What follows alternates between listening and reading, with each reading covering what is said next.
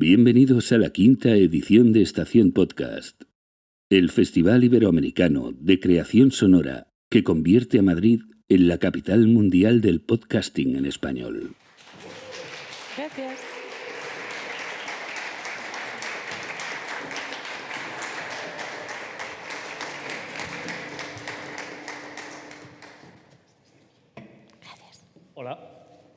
Hola, bienvenidos a Algo Cambió. Muchas gracias por estar aquí en un día tan raro, a una hora tan rara. Los martes son los nuevos miércoles, que eran los nuevos jueves, que eran los nuevos viernes o algo así. Y los 30 los nuevos 40, y los 40 los 50, etcétera, etcétera. Claudio, ¿qué tal? Pues jodido, ¿cómo puede ser? O sea, nunca me imaginé que iba a estar en un podcast en directo lisiado, pero es lo que ha tocado, pero muy contento y muy nervioso. Subiendo al escenario con una muleta. O sea, espero que haya quedado grabado, la gente lo vea, el esfuerzo que he tenido que hacer para estar aquí, no tanto como nuestras invitadas, que muchísimas gracias por venir. Gracias por invitarnos. Total. Muchas gracias, Irene Garri, somos súper fans suyos. Gracias. Además, para el podcast que tenemos hoy eras como perfecta. Y gracias a María Baena de Sony también, que tienes un montón de historias chulas que contarnos sobre el tema de hoy, que es campamentos de composición. Yo estoy living con este tema, porque me parece una palabra, además, la de campamento, súper bucólica. Cuando yo pienso en campamentos de composición, me viene a la cabeza campamentos, su tienda de campaña, su saco de dormir, su lavar los platos en el río, etcétera, etcétera. Luego me he dado cuenta de que no todo el mundo tiene ese tipo de campamentos. Hay gente que va a campamentos en el que les hacen las camas y hacen pica. Espero que no seáis vosotras una de ellas. Yo me imaginaba sobre todo cantimploras y mochilas, allí con los artistas metidos llenos de... no sé, Irene. Luego, ahora mismo, en 5 minutos nos cuentas si estamos en lo cierto o no. Yo quería hacer una brevísima introducción sobre los campamentos de composición. Se ha hecho un estudio súper interesante en 2023, si lo queréis buscar en internet, se llama The Song Factories Have Closed. Y lo que hacen Jan-Peter Herbst, Michael Allers y Simon Barber, y este es el último name dropping de esta hora de podcast que vamos a hacer. Seguro.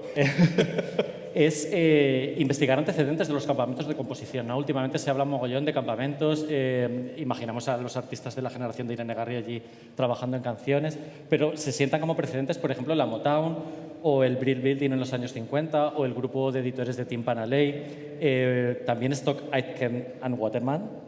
Los responsables de que Kylie Minogue exista en este mundo.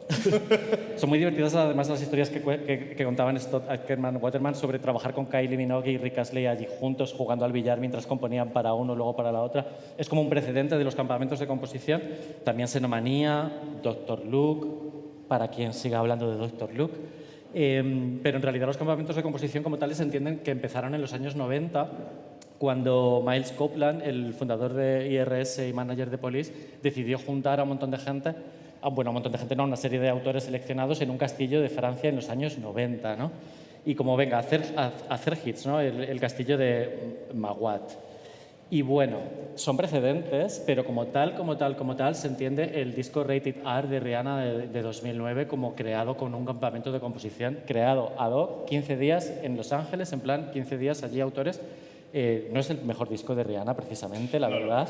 No sé si es buen ejemplo, pero sí que se considera un precedente, o al menos estos estudiosos que han hecho un estudio absolutamente mastodóntico, entrevistando a decenas, creo que habían hecho 62 entrevistas, una barbaridad, como precedente de lo que han sido después los campamentos.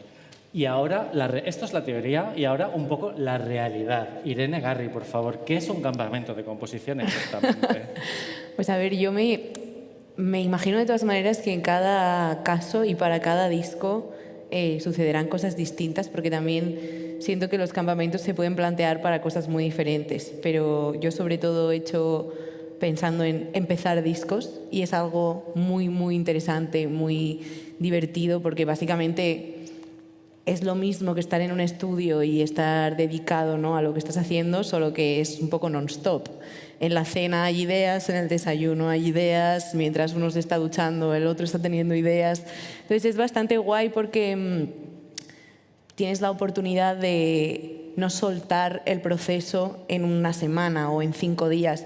Y eso yo creo que hace que se genere una simbiosis no solamente como entre la gente, sino también a lo largo de esos 5 días, ¿no? Como que puedes tener una idea el lunes, rematarla el viernes y por el camino pelotearla con gente. Como que creo que es muy guay. Pero sí, básicamente es una convivencia en la que se empiezan, se desarrollan o se terminan canciones. Así que tiene algo de campamento, efectivamente, porque estás durmiendo en un sitio y levantándote por la mañana y viendo a la misma gente, pero... O sea, duermes allí. Duermes allí. Vas con mochila. Vas con mochila, con maleta, sí, sí. De hecho, normalmente a veces, según de qué índole, con varias, porque a veces llevamos nuestros propios cacharros, ¿no? Como de, tengo este pedal que sé que a esta persona le puede interesar, entonces te vas como con esta guitarra, esta cosita, este tal, o sea, hay que ir bastante preparado. Yo tengo muchas preguntas respecto a eso, porque claro, me lo estás contando y me estoy imaginando el típico team building de empresa, que tampoco es que sea la situación más ideal para estar una semana con gente a la que no conoces. O sea, ¿cómo funciona un campamento de composición? Te dicen las personas que van a estar, te eligen en función, me imagino, con Rihanna. ¿He dicho bien Rihanna o Rihanna? Yo siempre digo Rihanna. Bueno, Riojana. Con Riojana, o sea, le dicen, tú vas a ir con Riojana y vas a estar allí. O sea, ¿cómo se selecciona la gente que participa en estos sitios? Siento que esto depende un poco también del proyecto, ¿no? Yo he ido alguna vez por pura afinidad con el artista, de una cosa como más orgánica, digamos, ¿no? De, oye, quiero trabajar en estos temas y he pensado como en que vengas tú, venga tal persona. Muchas veces como que tampoco a lo mejor alguien se puede comprometer los 7 días que dura el camp, ¿no? Entonces de repente, oye, tú vas 3, yo me engancho en los 2 siguientes y tú vienes al final de nuevo, ¿no? Como un poco esta cosa de cuadrar. Luego si viene ya de parte a lo mejor de una major o algo así, pues siento que ahí a lo mejor hay otros factores, ¿no? Como que hay alguien ya un poco más a cargo que está quizá pensando, ¿no? En, no, vamos a llevar 2 productores, vamos a llevar 3 compositores, va a haber 2 habitaciones en las que van a estar pasando cosas a la vez. Todo depende un poco de dónde nazca el camp. Si lo monto yo, que soy independiente, pues será una cosa mucho más pues orgánica, de decir, vale, pillo esta casa, vienen estas amigas, esta persona que me gusta cómo toca la guitarra, o llamo a este técnico que me mola cómo mezcla o cómo graba. No sé. Rihanna igual no va, ¿no? Claro, no lo sé, depende. O va el último día igual. Claro, o quizá está por allí como paseándose, ¿no? Ojeando un poco y decidiendo en qué habitaciones se mete y en cuáles no. María, tú trabajas en Sony, nos vas a hablar sobre todo del campamento Follow the Sun que haces junto a Fundaciones GAE en Primavera Pro, que dura unos días, y por allí ha pasado gente como Dani Fernández, Alice Wonder, Vico, Chanel, y de repente también Rosalén, ¿no? Me llama mucho la atención que de repente surja una persona que identificamos más con el entorno del cantautor como sí, o Rosalén. Clean Bandit, Bomba Estéreo, en fin. Los artistas internacionales. Belén Aguilera, sí, han venido artistas internacionales. De hecho, la naturaleza del camp y lo diferente de este camp es precisamente eso, que se hace junto con Fundaciones GAE bajo el paraguas de Primavera Pro. Entonces aprovechamos toda la afluencia de autores, de artistas del Primavera Pro para unirlos con autores de la casa Sony, no solamente de España, sino, bueno, hemos llegado a juntar, creo que contamos el año pasado con 25 nacionalidades distintas, que me parece como top, entre gente de Nigeria, Grecia, Alemania, Polonia, Francia. O sea, es brutal de repente y además es un poco como estos programas de citas a ciegas muchas veces, ¿no? Porque, claro, la gente es como no sé con quién me ha tocado, miran el horario y, bueno, puede que haya química, puede que no.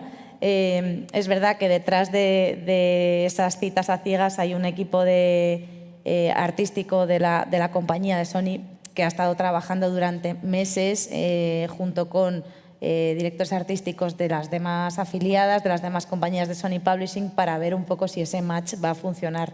Se mira y se estudia el proyecto artístico de cada uno por separado, un poco los intereses.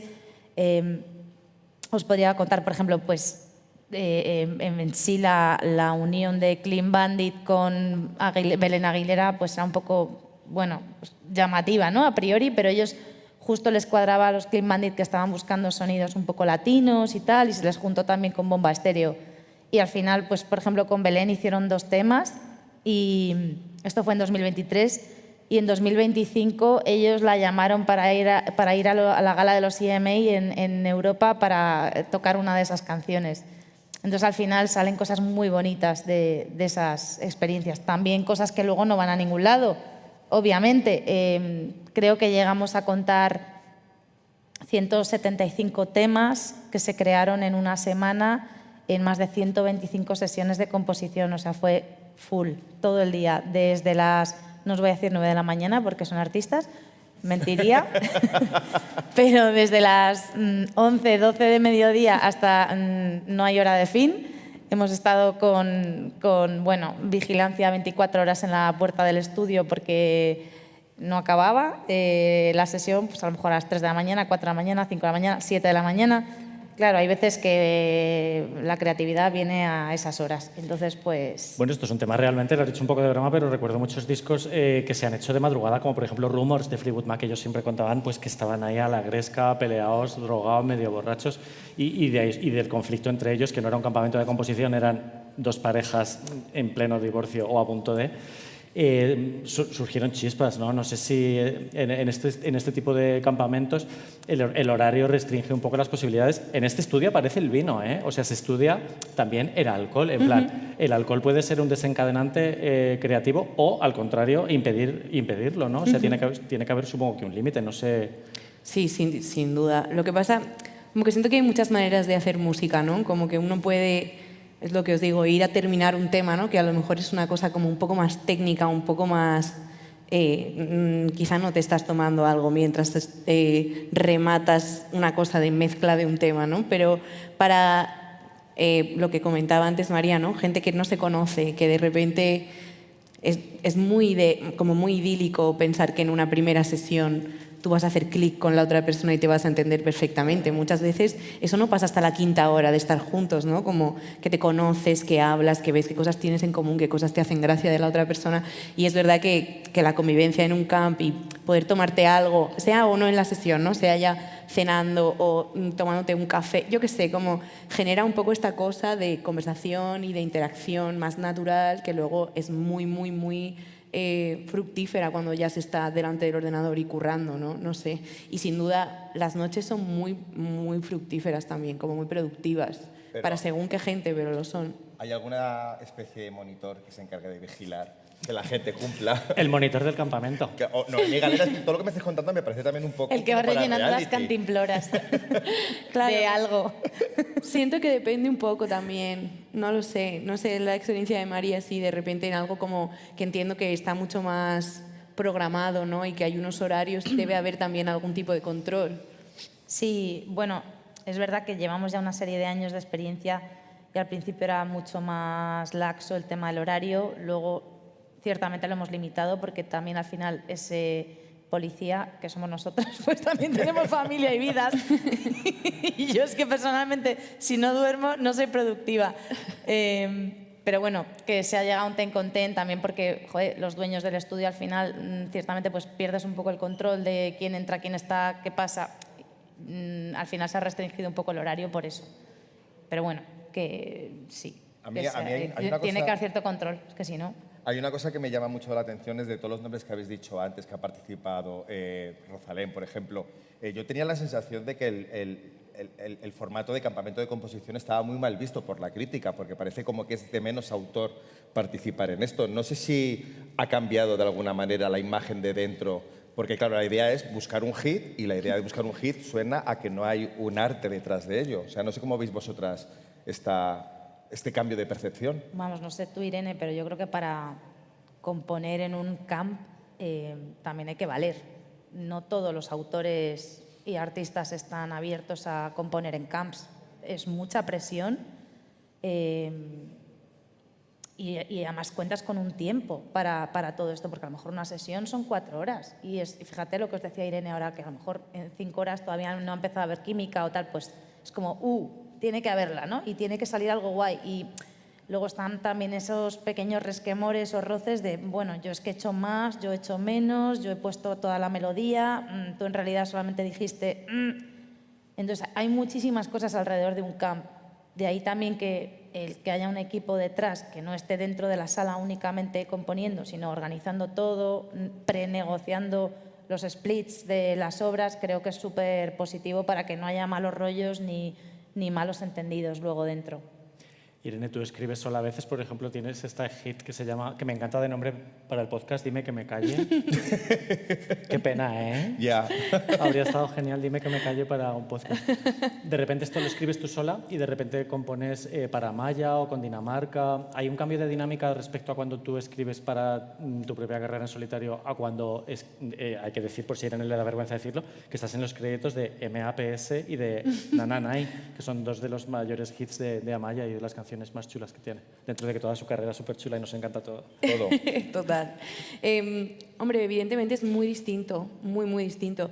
Por una cuestión también de que yo cuando estoy en una sesión, de hecho, o sea, ahora por ejemplo yo escucho a María hablar de este tipo de camps y yo no he tenido como ese tipo de experiencias porque quizá he ido más como ad hoc, ¿no? Como para proyectos en los que ya más o menos se sabía qué se quería de mí y yo sabía exactamente qué podía aportar en el proyecto. Entonces, por ejemplo, con Amaya o con Amore o con Jimena, como que yo es gente con la que ya sé qué parte de mi craft es la que les interesa. Entonces yo me pongo muy al servicio de lo que la otra persona quiere. Es completamente distinto cuando yo compongo para mí, yo sé qué quiero contar y busco maneras de hacerlo que me resulten interesantes y quizá como que me la juego más también cuando estoy sola y cuando se trata de mí misma porque no tengo que responder ante nadie, pero cuando estoy componiendo para otra persona sí que me interesa mucho. Pues también hablaba de las horas previas, ¿no? Porque me interesa mucho saber qué quiere la otra persona, qué inquietudes tiene musicalmente, cómo es su vida. Si voy a escribir una canción como Maps, por ejemplo, yo tengo que saber qué tal se lleva Maya con su madre. Si, ¿sabes? Como que no son cosas que se puedan escribir desde el desconocimiento, se pueden escribir desde la intimidad, se pueden escribir desde la confianza y eso quizá no puede pasar en una sola sesión. Por ejemplo, ahí tiene sentido que sea un camp porque en una primera sesión se puede plantear la temática, pero a lo mejor no es hasta el tercer día que ya tenemos confianza, que hemos desayunado, que nos hemos lavado los dientes, que nos hemos echado un vino a las 9 de la noche el tercer día y de repente el cuarto te pones y dices, hostia, es que a mí me pasa que mi madre me dice qué tal. Joder, pues yo me depilo porque mi madre se raya. Y entonces jiji, jajajaja, te sientas en el piano y tienes una idea de puta madre que sin duda no hubieras tenido el primer día, ni a las 9, ni a las 11 de la mañana, ni a la 1, ¿sabes? Entonces sí que es muy, muy distinto componer para otra gente. Hay que estar también como... Es muy frágil el clima en un estudio, como que hay que estar muy atento a qué le gusta a la gente, con qué está cómoda. A ver, con Amaya tiene que ser fácil porque ella es Súper una persona que le dices de repente que te cante, aunque me parezca mentira, me pongo colorada cuando me miras, hace una obra de arte. O sea, que 100%. me da la sensación de que es una persona que le dices, escríbeme una canción, te propongo una canción sobre esta lata de refresco Sí. y te lo hace, que también es... Por eso como que siento que hay que tener especial cuidado con que sea su visión la que acabe cristalizando, ¿sabes? Porque la admiramos tanto, yo la admiro tanto como artista, que lo que yo tengo que hacer en esa sesión es, yo sé por cómo es ella, que cualquier idea que yo le proponga, ella la va a hacer muchísimo mejor. Tengo que tener mucho cuidado con qué le propongo, porque si le propongo una mierda, ella va a hacer de esa mierda algo bastante mejor. Claro. Pero lo que hay que hacer es proponerte lo mejor para que tú cojas eso, ¿no? y lo hagas tuyo y lo hagas excelente. Entonces, no sé, y también, pues eso, que es gente que tiene una intuición salvaje. En plan, Amaya es una persona que es artista porque tiene una intuición con la que mucha gente se morirá y no la tendrá a pesar de haberse formado muchísimo. Entonces, hay que propiciar el ambiente para que ella pueda seguir su intuición aunque estemos nosotras delante y no interferir en eso. Amaya nos contaba una cosa súper divertida cuando la entrevistamos la primera vez, que fue, no sabía que las canciones tenían una estrofa, un estribillo, una estrofa, un estribillo, y que lo tenía que componer así, ¿no? En realidad, mucha parte de su discografía no sigue esa estructura, ¿no? Pero para ella fue un descubrimiento como dar con esa idea, ¿no? Ese concepto. Te pregunto si, ya que también hiciste Fantasma con ella y con Teo Planel, si se busca el hit, ¿no? Si de repente se busca en este tipo de campamentos, parece que hay una intención, de hecho es una de las características que definen el campamento según el estudio que he dicho al principio, es la estrategia, la búsqueda de un hit.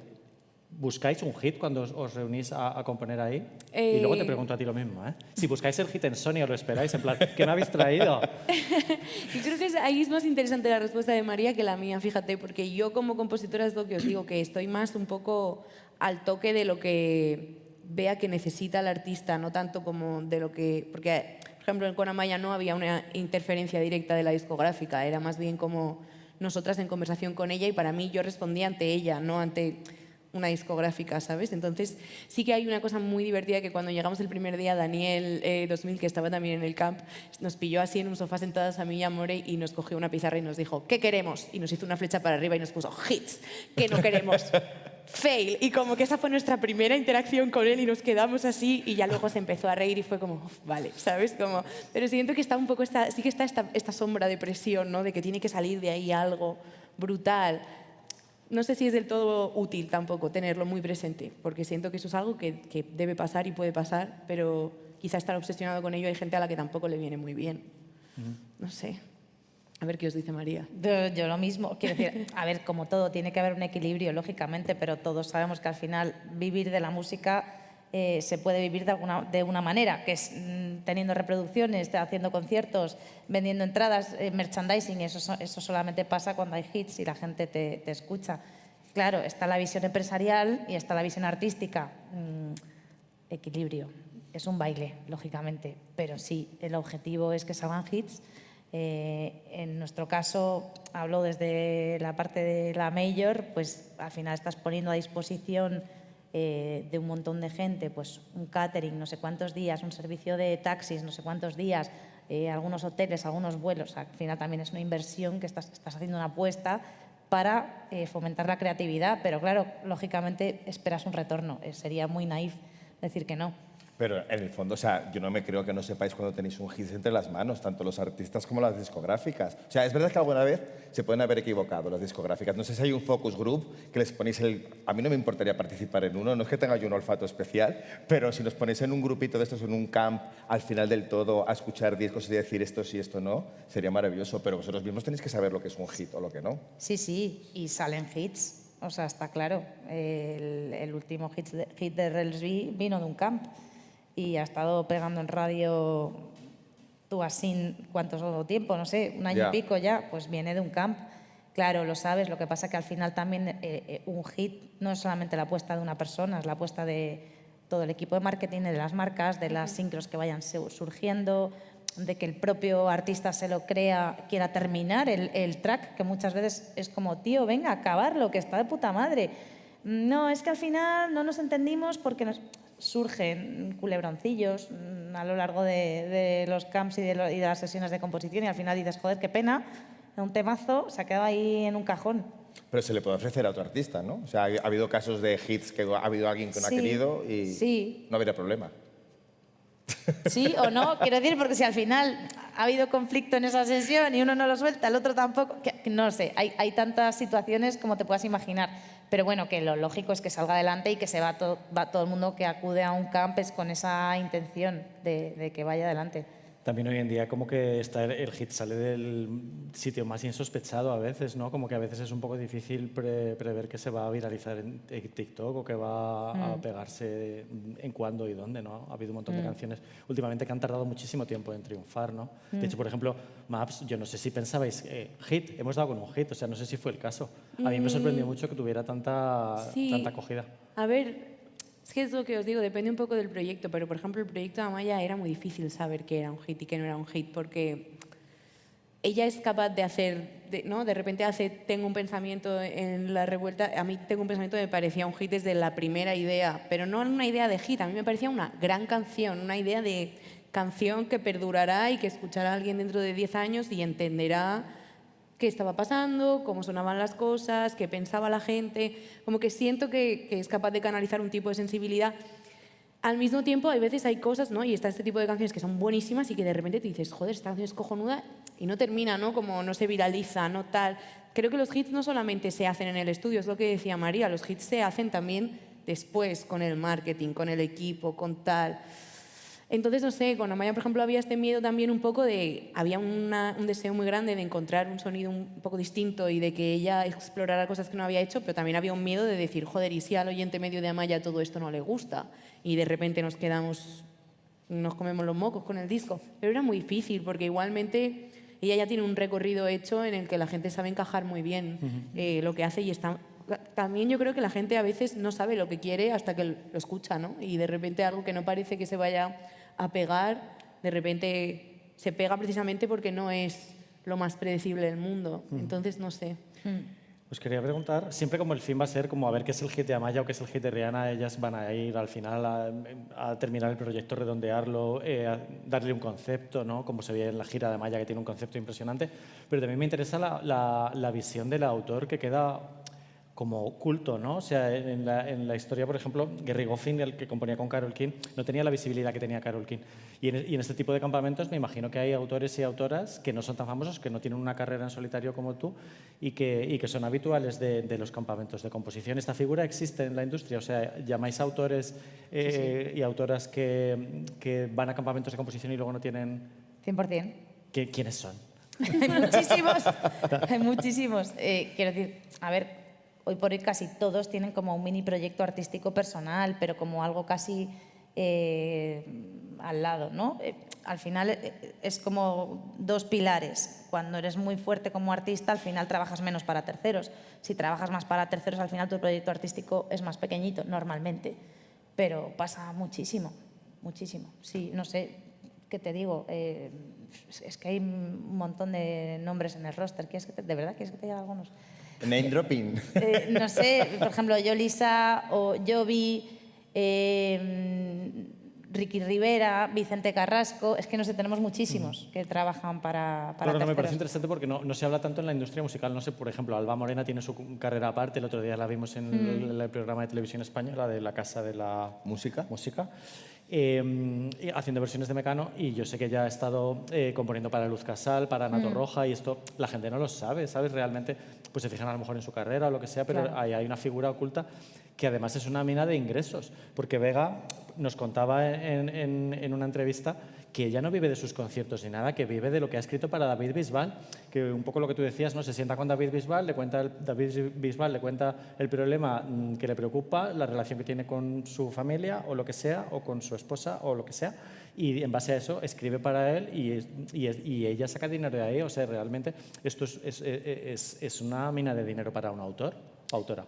Bueno, hasta cierto punto también, porque por ejemplo, no sé cómo se hace en Sony o con algunas majors, pero generalmente las sesiones no se pagan. Se paga luego lo que tú, justo lo que decía, también creo que por eso luego es tan hostil a veces el tema de los repartos, ¿no? Porque es lo único de lo que de verdad luego llega dinero. Tú a lo mejor echas una semana, 8 horas en un estudio y si el tema no sale, porque algo pasa y no sale, tú te quedas con lo puesto aunque hayas echado un montón de horas de curro. Entonces siento que pues depende mucho de eso, de generar una relación con un artista o de entrar en un proyecto o de ser importante para X procesos y tener una constancia de sesiones, ¿no? Ya un saber hacer que te permita tener unos ingresos fijos porque tú sabes que tienes X porcentaje aquí, X aquí y que tengas ya un volumen muy grande de porcentajes por ahí de editoriales que te permitan un poco tener unos ingresos fijos, pero si no, no es tan sencillo. Creo que también por eso muchos artistas optan por acabar también teniendo un pequeño proyecto en un lado y ¿no? Como un poco multitasking, que es algo que también creo que pasa mucho dentro de la vida del artista. Claro, pero estamos en un podcast que hacemos con Fundaciones GAE. Es imposible no hablar de lo que significan los derechos que generan las canciones. ¿Cómo se deciden en una campaña? O sea, quiero decir, hay una tabla que tú dices, he escrito una frase, me corresponde el 5%. He escrito una melodía, me corresponde... O sea, ¿hay una tabla de equivalencias o hay que funcionar en función del ego del artista, la generosidad? Yo no me acordaría de lo que he hecho, seguro. Nunca nos acordamos de lo que hacemos. Lo entiendo. A mí, además, es muy deshonesto también reclamar que una frase es tuya, porque en realidad esa frase a lo mejor no sale si la conversación de antes entre otras dos personas no pasa, ¿sabes? Entonces, yo tampoco estoy del todo cómoda con esta cosa de subrayar qué cosas he dicho. Como que yo, por eso me gusta como, quizá no de antemano, ¿no? Pero como meterme en sesiones y meterme en proyectos en los que sé que puedo negociar de manera honesta sin un boli en la mano que diga cada coma, cada palabra, porque realmente creo que no es justo, ¿sabes? Es muy difícil hacer justicia, porque es eso, yo puedo escribir un verso entero, pero es que ese verso entero a lo mejor es un arreglo de unas cosas, una melodía, lo que decía antes, no, esta melodía es tuya, pero tú has hecho este cambio en la métrica que por eso nos ha funcionado esta letra que yo he puesto, entonces ahí ¿qué haces? ¿Sabes? Como no es justo tampoco decir, no, es que esto es todo mío, ¿sabes? Nunca es nada todo tuyo, está pasando en una habitación con más gente que está contribuyendo, que está diciendo lo que piensa, que te está animando a seguir, no sé. Entonces creo que a mí lo que más me funciona sin duda es como pues luego tener conversaciones lo más amables posibles sobre el tema y ser honesta, ¿sabes? Y decir, oye, mira, es todo mío. Oye, mira, esto es todo mío y quiero el 100% y punto. No, pero María, tú trabajas en Sony, o sea, tendrás que trabajar con gente que trabajando en una major tendrá unos egos importantes. Sí, claro, a ver, yo creo que todo es sentido común y hay un arte ahí. Yo no me dedico a ello, gracias a Dios. Yo estoy en sincros, pero sí, o sea, incluso en sincros a mí me pasa que hay veces que sale una sincro y todavía no está el porcentaje cerrado. Ya. Después de que ya ha salido la canción o ya se está moviendo o pues eso, hay un cliente interesado en poder utilizarla. Yo creo que lo ideal siempre es tenerlo como prenegociado, ¿no? De antemano, saber, oye, que aquí vamos a 30 cada uno, somos tantos, pues tantos. Si luego realmente ha habido como, o queda muy patente que uno ha hecho menos que otro, pues igual directamente en la sesión, oye, ¿que te has tocado los huevos? No, pero igual sí que le dicen al manager, llama al manager del otro y negocia porque esto ha sido injusto o estas cosas pasan, claro. A ver, es un poco como cuando hacías un trabajo en la universidad. O sea, Claro. podía colarse alguno que Tal no hacía cual. nada, pero la nota para todos. Tal cual.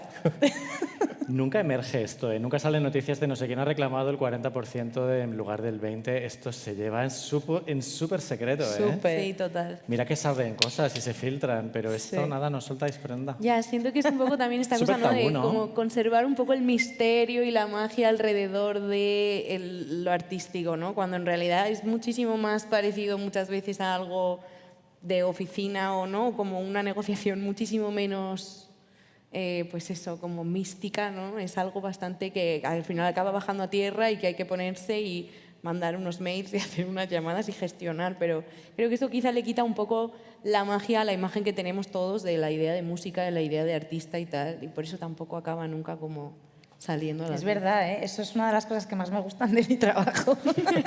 Que ves la cara No, es como, oculta, ¿no? joder, qué guay que tengo acceso a esta información tan confidencial.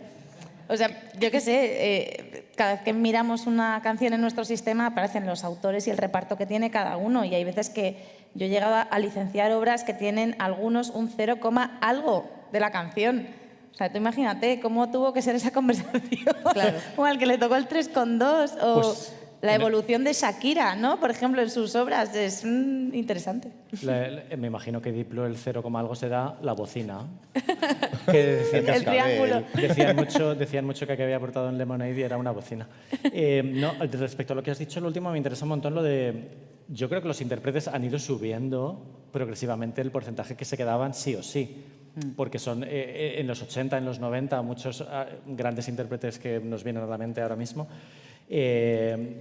no componían. Por ejemplo, Alaska, Nato Roja, este tipo de intérpretes, ¿no? Y ahora sí componen. Entonces, yo creo que ahí, desde luego, habrán desarrollado su talento creativo, estoy segurísimo. Además, yo he entrevistado a Nato Roja varias veces y estoy segurísimo de que cada vez se ha implicado más, Claro. no solamente como intérprete, pero sí que es verdad que hay una tendencia. En los 80 conocíamos intérpretes y ahora todo el mundo compone. Y eso ha ido cambiando en el mercado, ¿no? No sé cómo lo habéis visto desde Sony. Sí, 100%. Vamos, yo tampoco he estado en esas sesiones, pero me imagino también que habrá ahí como un acuerdo tácito de este es el artista, se va a llevar tanto, para repartir queda esto. Entiendo yo que habrá estas conversaciones. Sí. Y puede tener que ver con lo que tú decías también de si no existe esta conversación previa con este artista, a lo mejor no hay composición. Claro. Sí, total. Y que creo que hoy en día, no lo sé, y aquí María seguro que tiene ejemplos de todo lo contrario, pero creo que se focaliza también tanto la atención en el artista en sí, ¿no? Y como somos también, depositamos tanto en la figura del artista, que también el artista creo que realmente quiere componer, ¿sabes? Quiere ser un poco honesto con lo que está escribiendo y con lo que quiere que se le conozca, quiere, no sé, creo que esta figura un poco de música por encargo y nunca nos vemos las caras, creo, o a mí me gustaría pensar también un poco como romántica que soy de la música, que cada vez tiene menos atractivo para los artistas y para todo el mundo. Entonces, no sé, como que es que tiene sentido que tú te impliques en hacer tus temas y que estés en la sesión y que evidentemente te lleves un porcentaje por... Es difícil que no contribuyas, ¿no? Que no tengas un tema, que no tengas un título, que no tengas un... Yo creo que eso es complicado que no pase. Por cambiar un poquito el tema cifras, que igual alguien se aburre, aunque me parece súper interesante, un poquito de salseo. O sea, vosotras que habéis ido a varios campamentos de composición, ¿qué es lo más loco que os ha pasado en uno de ellos? Si se puede decir, claro. Pues es que no lo sé.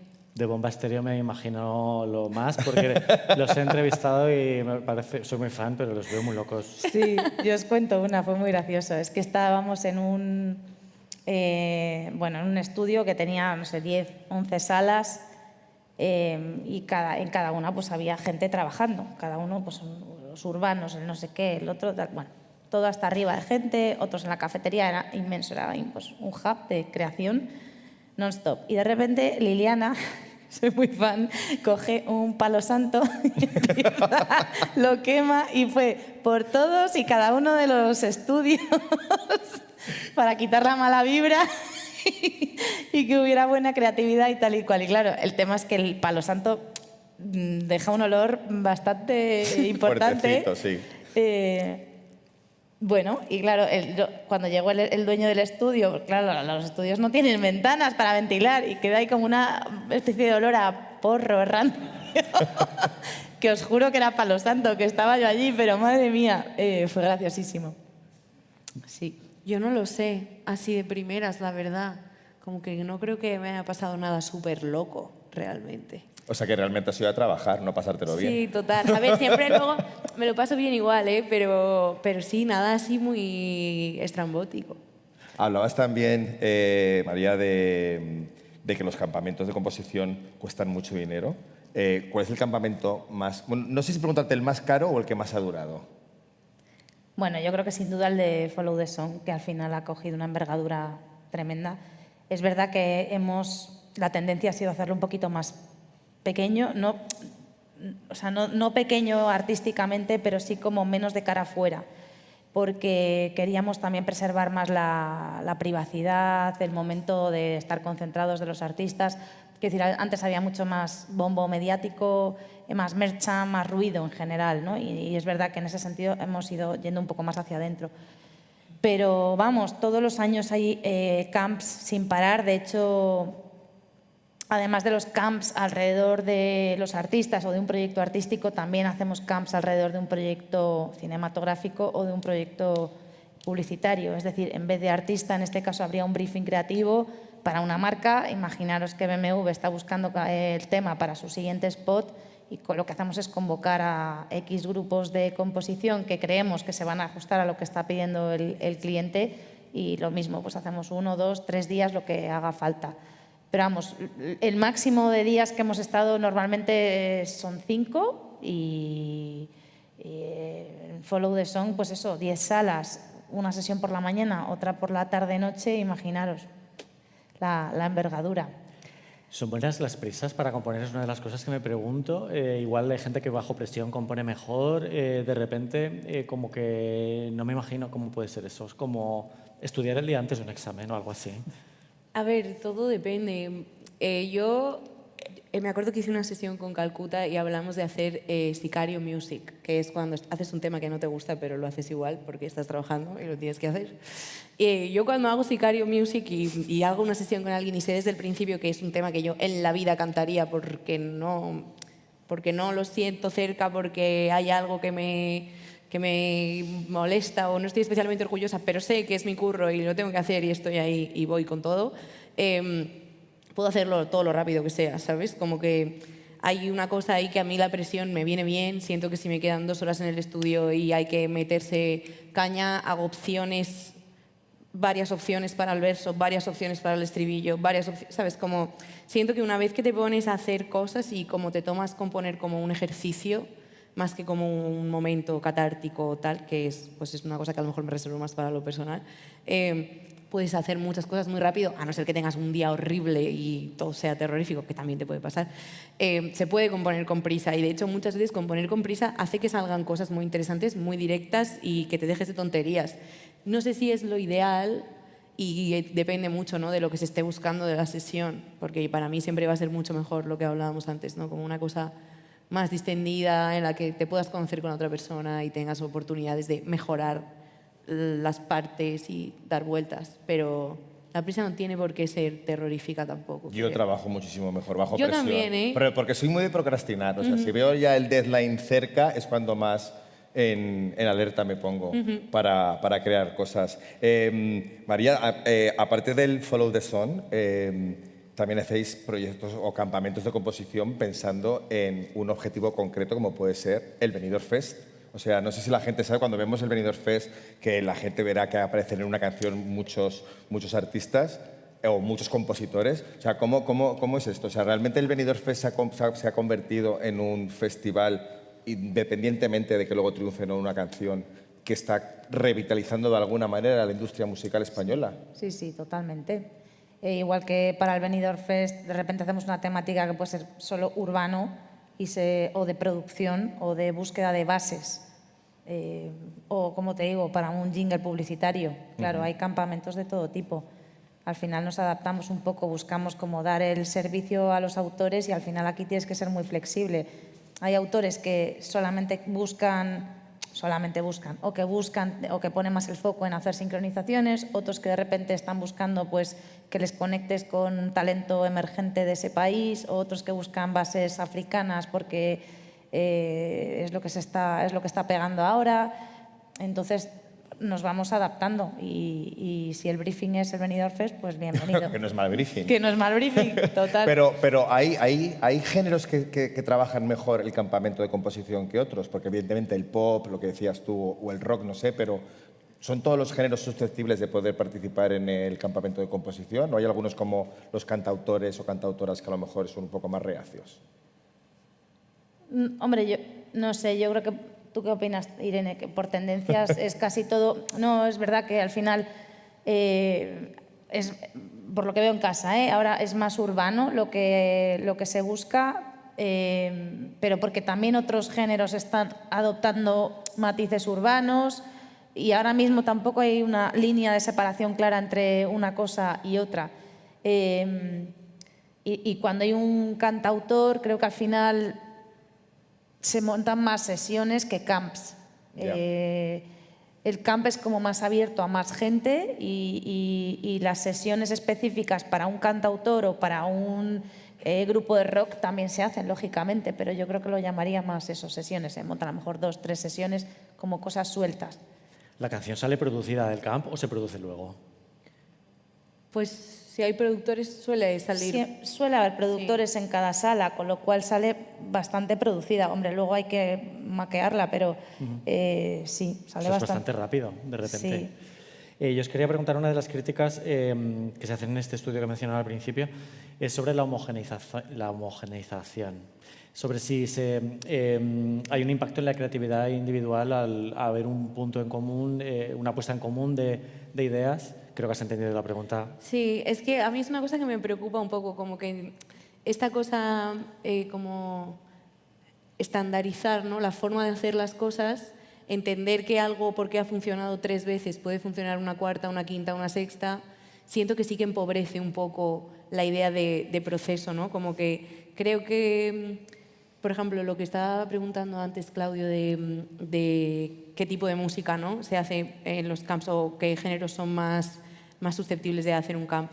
Joder, sería impresionante hacer un camp de músicos que tocan todos instrumentos, ¿sabes? Como que creo que la idea de juntar a músicos y que hagan música en diferentes habitaciones es brillante en general, ¿no? Como pueden salir de ahí cosas y fricciones y la posibilidad de estar en muchos sitios a la vez, creo que es tan enriquecedora para cualquier persona creativa que sí que me daría un poco de pena como automatizar la forma en la que se hace, ¿no? Y que siempre estuvieran presentes las mismas fórmulas, las mismas personas. Creo que inevitablemente las cosas acaban sonando un poco a lo mismo, que creo que es algo que ya sucede. Yo sí que noto que hay una pequeña homogeneización, ya no solamente de la música, sino también de la forma de mezclar, de la forma de distribuir, de la forma como el marketing, ¿no?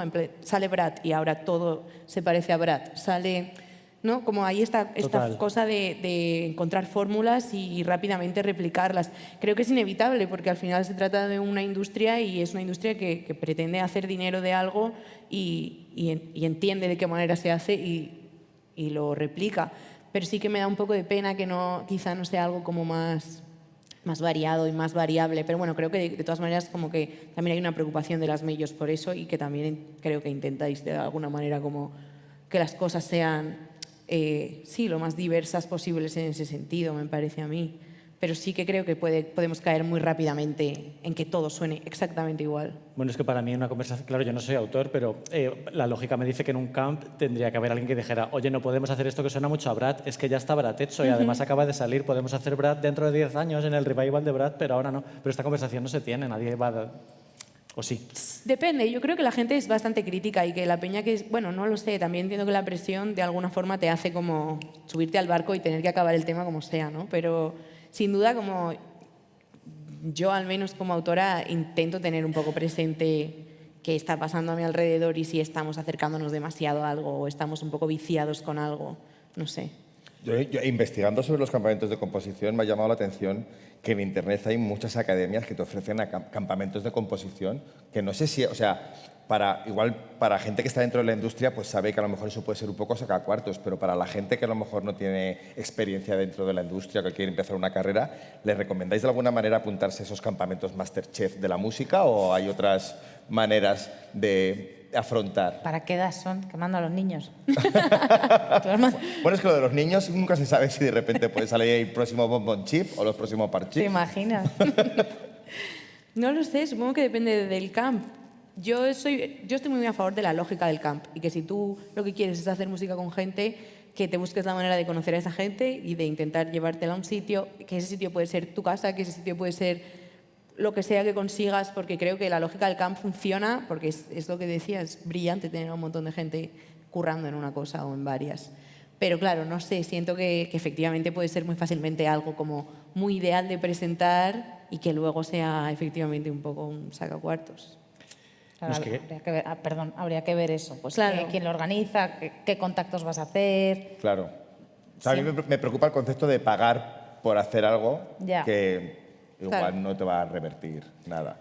Decía que nos quedan 5 minutos, que nos tenemos que marchar. Pues si alguien tiene una pregunta, hay un micrófono por ahí. Yo tengo un par de preguntas más, por si os queréis ir pensando vuestra maravillosa pregunta, para Irene o para María, porque como nos preguntáis a nosotros, yo no sé si vamos a saber la respuesta de lo que sea el campo ¡Qué miedo! Del campo de composición.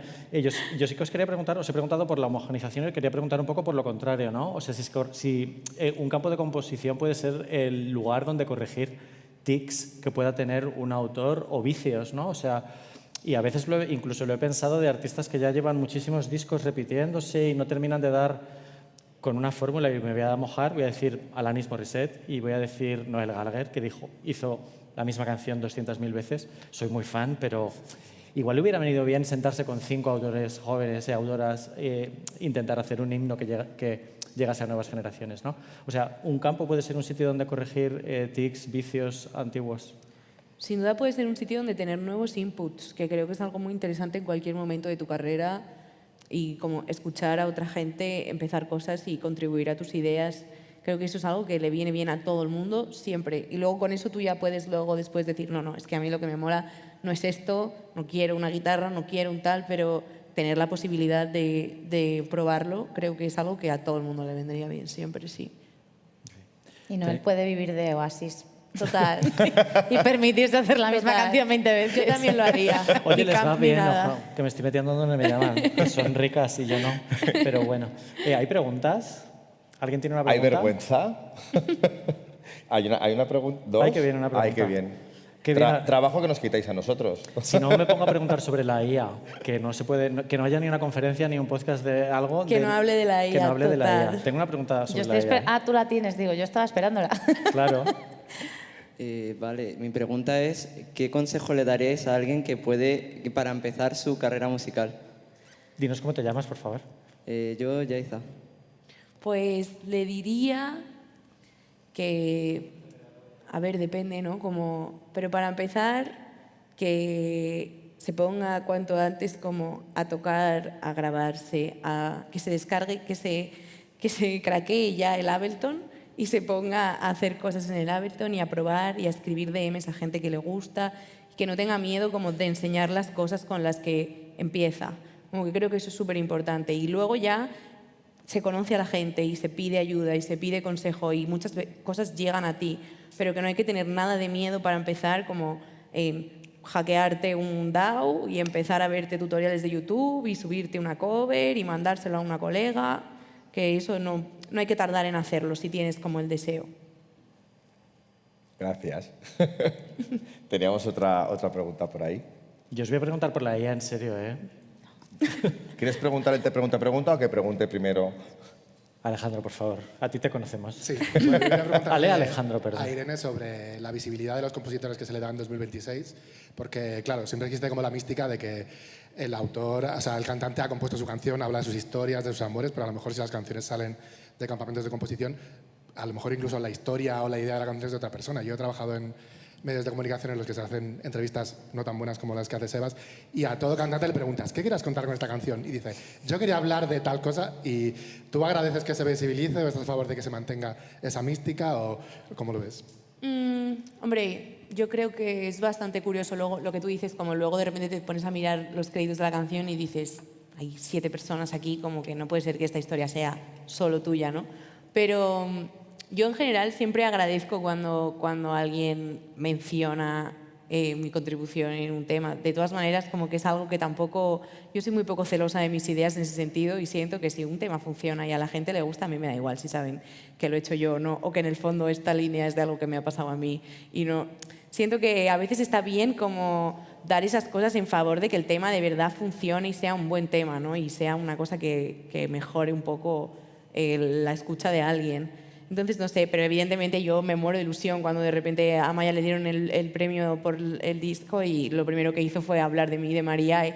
Evidentemente eso te hace sentir súper valorada, pero ya no de cara a los demás, sino de saber que has hecho un buen trabajo con esta persona y que esta persona está contenta de haber trabajado contigo, que al final es lo mejor que te puede pasar. Fuera de coña, yo quiero saber si se usa ya la inteligencia artificial en los campamentos de composición. Yo no lo sé. Esa palabra. ¡Uy! A ver, yo me imagino Boquiabierto. que igual que tú cuando estás haciendo un diseño gráfico de Canva, es inteligencia artificial, ¿no? O PowerPoint tiene ciertas herramientas. O sea, hay cosas básicas en las que yo entiendo que la inteligencia artificial se está usando. Otra cosa es un Suno o un tal que te mezcla la voz de Rihanna con la de Paquito Chocolatero y te saca un hit en reggaetón. No, o sea, nosotros no. Estamos todas las majors cuidando muchísimo que se protejan los copyrights y obviamente que estamos hablando de inteligencia artificial constantemente, pero para salvaguardar esos copyrights que son oro. Ni siquiera como broma, en plan, ¿vamos a despedir a Suno que...? Yo lo he probado. O Yo sea, lo no, hice no. a mi jefe que se jubiló. Y el ding, ding, ding. Yo lo hago mucho de coña con las letras. A veces me gusta como pedirle cosas, pero porque me hace sentir valiosa, porque leo algunas mierdas que digo, en plan como tranqui, ¿sabes? Y porque a veces creo que tiene formas de darte inputs como pues justo saber lo que no te gusta o como pensar, no, en verdad esto podría tener un punto si cambiamos esto y esto me funciona porque es gracioso, a lo mejor necesito algo gracioso, ¿no? Pero creo que no, por lo menos en mi experiencia ahora mismo no es algo que esté invadiendo para nada los procesos de composición de nadie a mi alrededor. Estoy segura de que seguro que en secreto sí, de alguien, pero que yo sepa no. Tenemos un podcast súper chulo con María Arnal en el que explora las ideas creativas que puede aportar la inteligencia artificial. No hay que estar en contra así de Claro. las primeras, o sea, como herramienta. Ella nos hablaba maravillas. Pues creo que ya tenemos que, Estamos súper fuera de tiempo. que terminar. Muchas gracias, María. Muchas gracias, Irene, por haber venido al podcast. Gracias a todos vosotros, a Estación Podcast, a Fundaciones GAE, a ti, Sebas. A ti que has venido coja. A mí que he venido coja. Debo decirte que he venido muy contento De porque... Torremolinos. De Torremolinos. Que quede No voy a constancia contar por qué, pero en el vengo muy podcast. tranquilo porque me he tomado un Enantium, me he tomado un Nolotil y todo, y a diferencia de otros podcasts en directo, estoy súper chill. Pero como de chill. Súper chill. No sé cómo habrá salido, pero ya lo leeremos en los comentarios. Que nada, que muchísimas gracias por Gracias venir a a todos por todos. venir. Y un martes a las 7 de la tarde. Encantado de veros en las caras y nos vemos en el próximo. Gracias.